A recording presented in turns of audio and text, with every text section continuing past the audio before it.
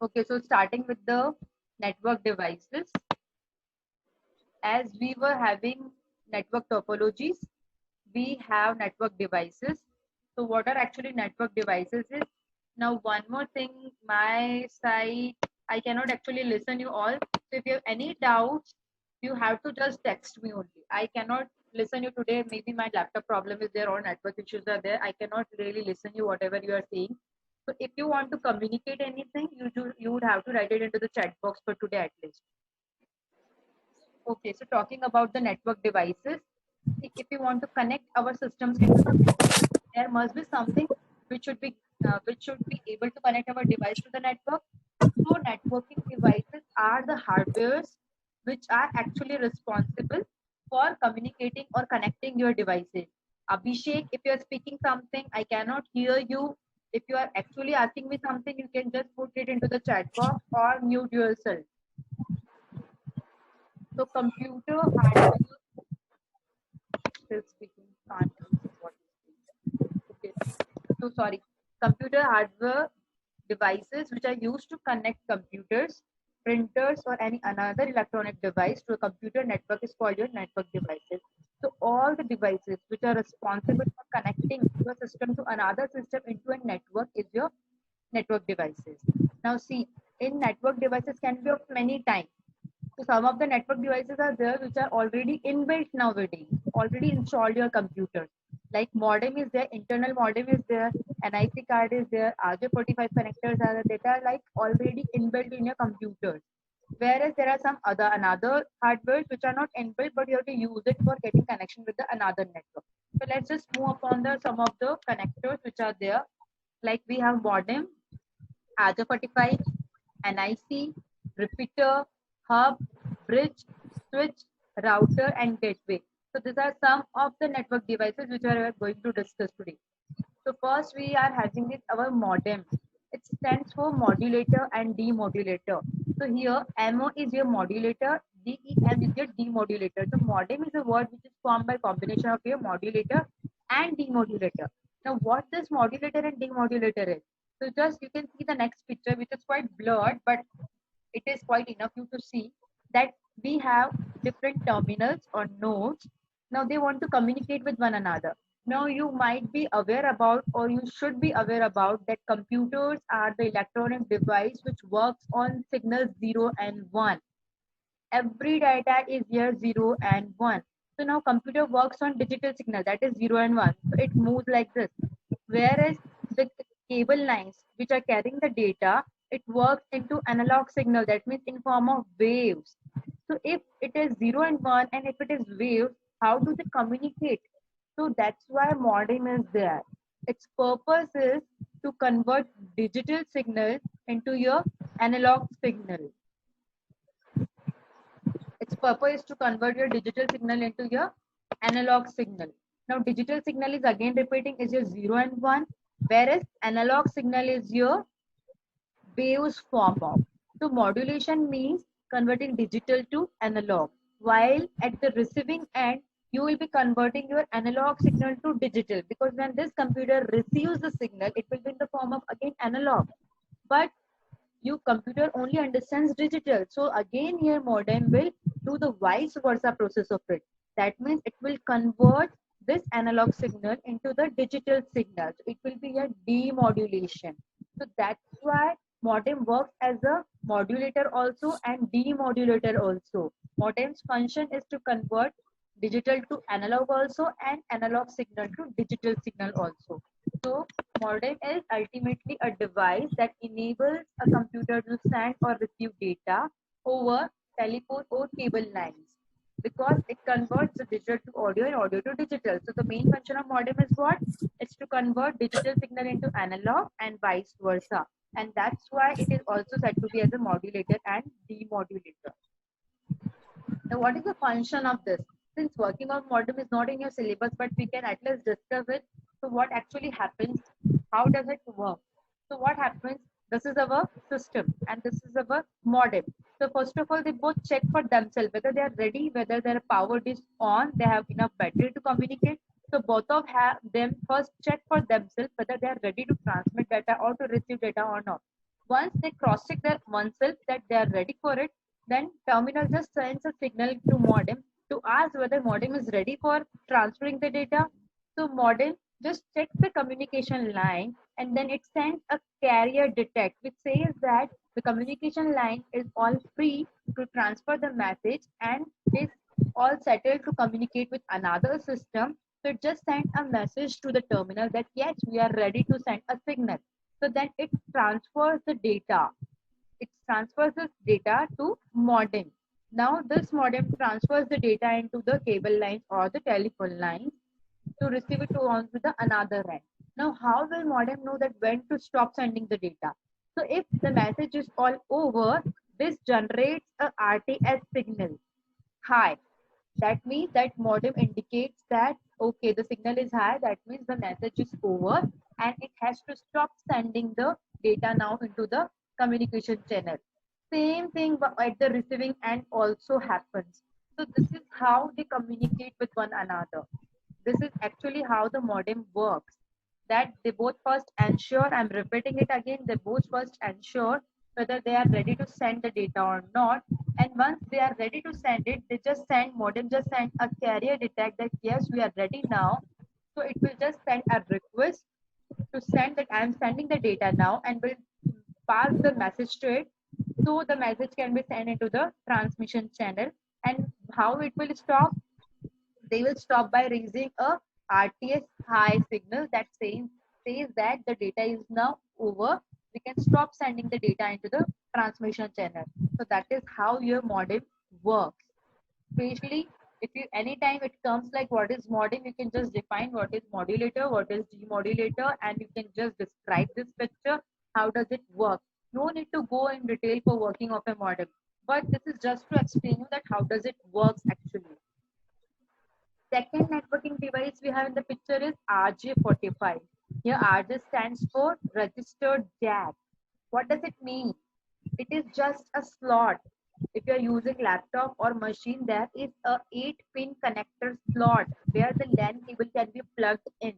So that is your RJ45 slot.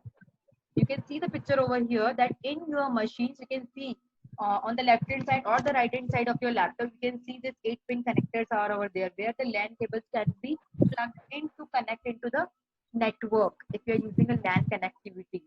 Now see, you see here a word Ethernet. Now Ethernet is not a device actually.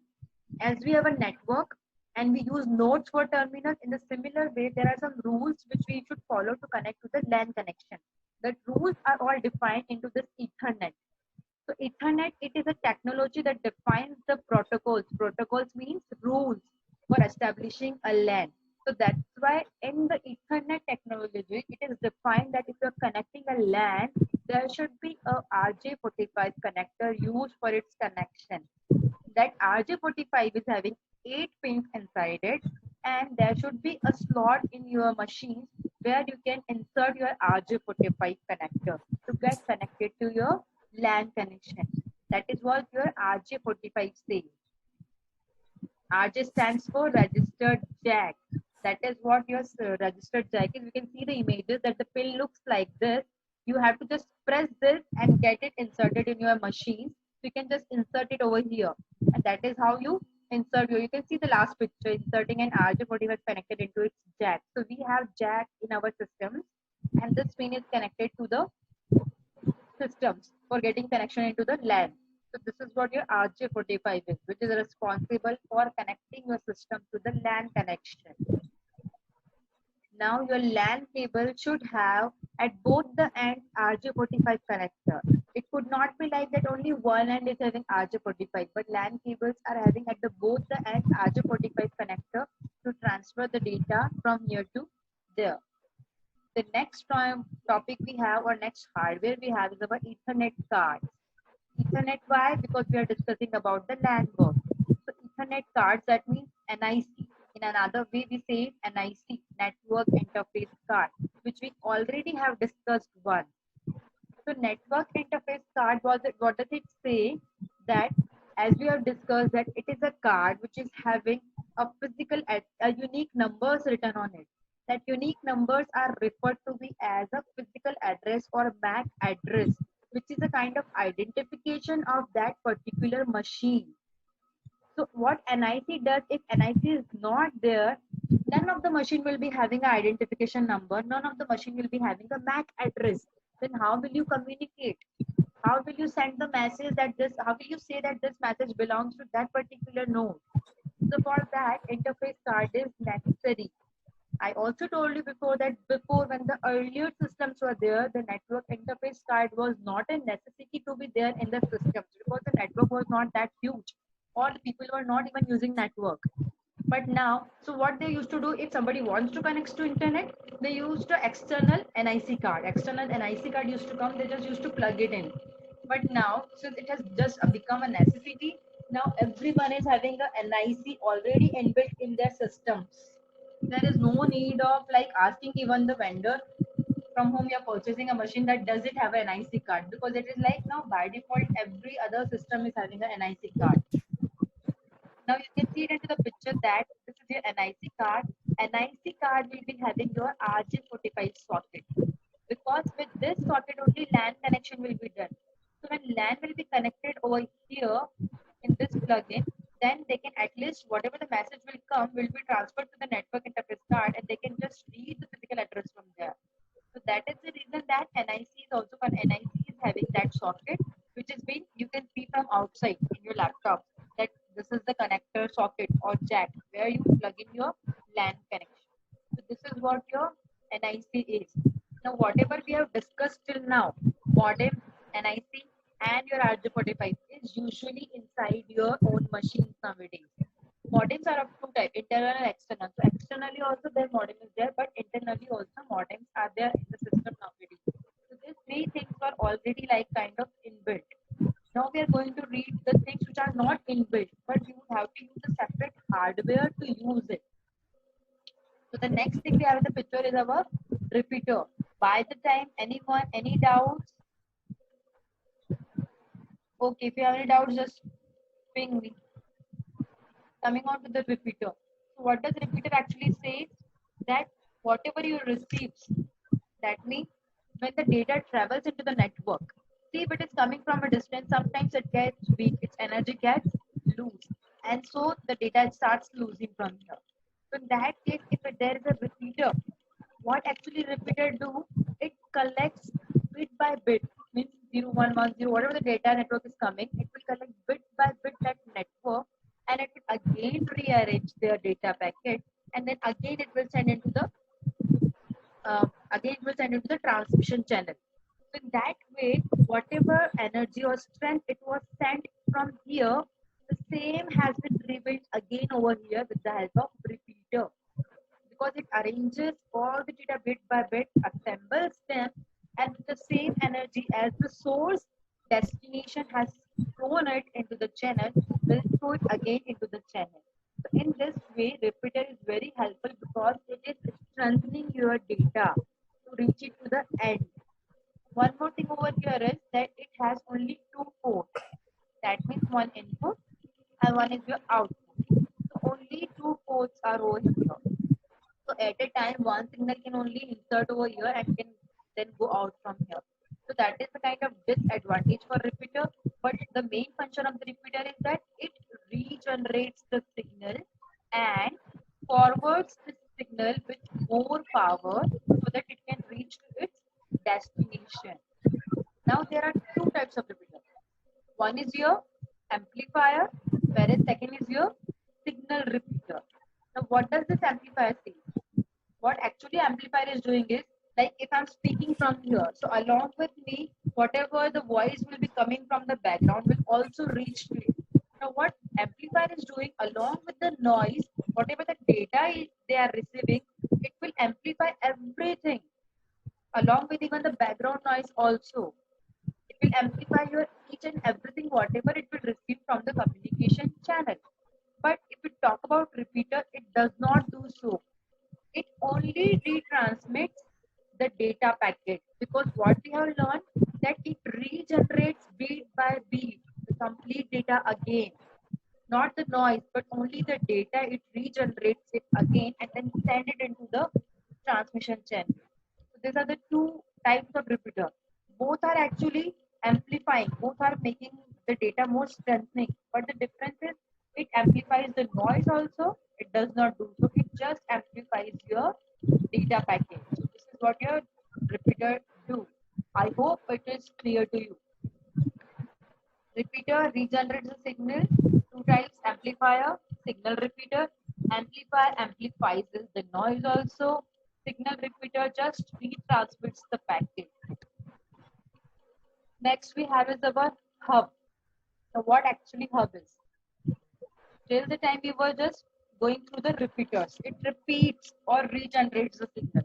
But as I told you, it has only two ports. Only two systems can be connected. One is input, one is output. But here, the one difference is that it has 8, 12 and 24 RJ45 ports are there. Repeater is having only one port, but hubs can have 8, 12 and 24 RJ45 ports. And you can think of how many nodes can be attached to it. Now, hub is also actually a repeater only. It is a multi-port repeater. Why it is a multi-port repeater? Because in repeater we can have only one port. Input and output can go from there. But here we are having how many ports? It can have 8, 12, 24, RJ45 ports. So that much stock systems can get connected to it. Abhishek, can you please mute your mic? I think he has just turned on it and left the system. Okay, coming on to again hub. What actually hub do is, it is a multi-port repeater. That means it is having so many ports. Also, it can connect to so many systems at once, which repeater cannot do. Now, what is the difference here? Along with the repeater, we got the difference that it has more ports. But one more thing is there. Now, what is the function of actually hub is? It works the same as in star topology. What hub is doing? Hub is, suppose if it is sending a data for the port node. So it will send the data over here, but hub is not intelligent enough. What it will do, it will transmit this data to all the next 3 devices. Now these 3 devices are responsible for figuring out that which particular address does it belong to.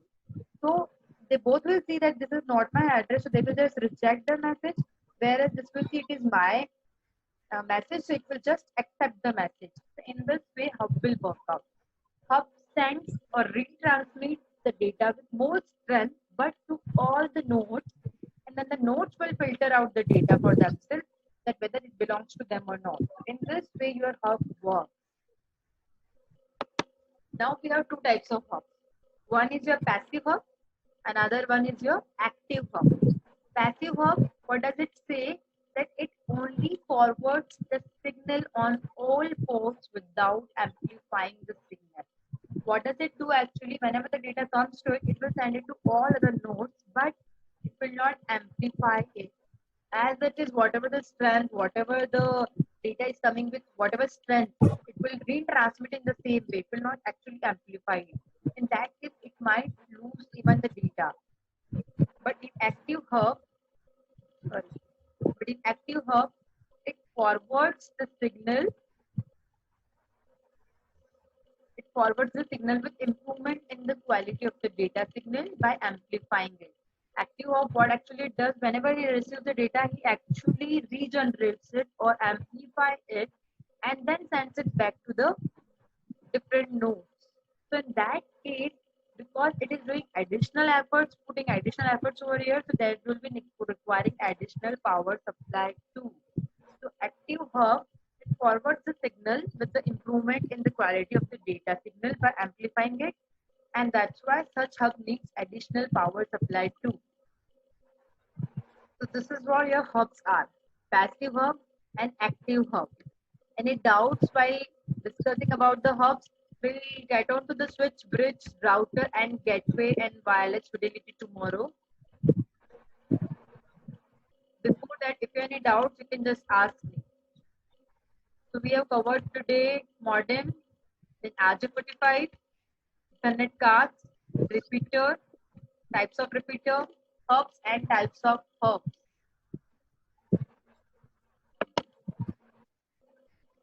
Ma'am, maybe you could mute him. Okay, I could mute him. Yeah, I could mute him. But anyway, the very few minutes are left. Okay, you could have asked me before because I was so busy in teaching that I did not actually notice that I could also mute him. Okay, any doubts? Any doubts, anyone? Okay, we'll cover just one more thing then. Switch, since we have 8 minutes and you do not have any doubt, I'll cover switch also then. Working system of the modem. Okay. Working system of the modem is just like your handshaking. That is actually referred to as handshaking. So what happens in modem is that first of all, just read through the sentence. After the power is turned on, DTE, that means your machine. Okay. And just a minute. What? Okay. So when the power is turned on, DT, that means your machine, and DCE, that means data communication equipment, that is your modem. The terminal runs off for self-check. They will first check themselves whether they are ready to transmit or receive any kind of data or not. So if the self-check, yes, the power is completely on, my all functionalities are working, started working, and the system is completely on, then it will assert the DTR, data terminal is ready, signal to modem that the system is ready. When the modem is powered up, it will also check for oneself, its own self, that whether it is ready to transmit data or not. So the modem will also assert DSR, that is data set ready signal to the terminal that I am ready to transfer the data. So in both the paragraphs, both the terminals are sending the data signals to one another that we are working ready for transferring or receiving the data into the communication channel. Now, when the terminal has a character ready to send, when the data is all ready to send, it will assert the request to send signal to the modem. What it will assert, it will send a signal asking request to send to modem that they are ready with the characters. Just ask another computer whether they are ready. The transmission channel is all ready to send the signal or not. So then modem then asserts its carrier detect signal to the terminal to indicate that it has established computer with the computer. It says that as the terminal says request to send, it will just modem will just check the communication channel whether we are ready to send we can send the data into the transmission channel or not. After checking it out, it will just send a carrier detect signal to my laptop saying or indicating that yes, we can communicate with the computer. The transmission channel is all okay. So when the modem is fully ready to transmit data, it asserts clear to send signal back to the terminal. So now modem is all checked and informed even the terminal that we are ready to send even the data to the transmission channel. So in that case, the terminal then sends the data characters to the modem. When the terminal has sent all the characters it needs to make its RTS signal high. So that means when all the data will be transferred to it, RTS signal, they will generate a high signal of RTS, which will indicate that modem that now the data is over. We do not need to transmit any more data, and thus the process will get over. This is how your modem works. This is actually quite higher version of it, which you will get in your higher classes. But just for your understanding, you can just refer to it like this. You can just explain it in your own words also. No DTS, DCS is required to explain it. But it would be better if you explain it using this. And we are not actually very sure about that whether this is not included in the syllabus, but modem is included in the syllabus. So we never know if they ask you in 5 marks or 7 marks itself, just explain the modem only. Then in that case, you would have to involve even the functioning also. Any more doubts related to this? If you'll read it once, you will understand it better. It is written in very easy language. You will understand it very clearly. Any more doubts? Yes, no? Okay, then I'll not cover now. So we'll see tomorrow. The remaining terminologies we'll cover tomorrow. And if you have any more doubts related to series and data structure, after we will finish it fast in 20 minutes. And the rest 20 minutes can be used for your doubts if you have any related to data structure of series and data frame. Because we are having a test on Wednesday on the same. So tomorrow 20 minutes will devote to this. I'll quickly wrap up all the network devices and then you can just ask your doubts if you have. Okay, so by the time, have a good day, have a good studies, enjoy, and ending meeting for you all now. See you all tomorrow. Bye.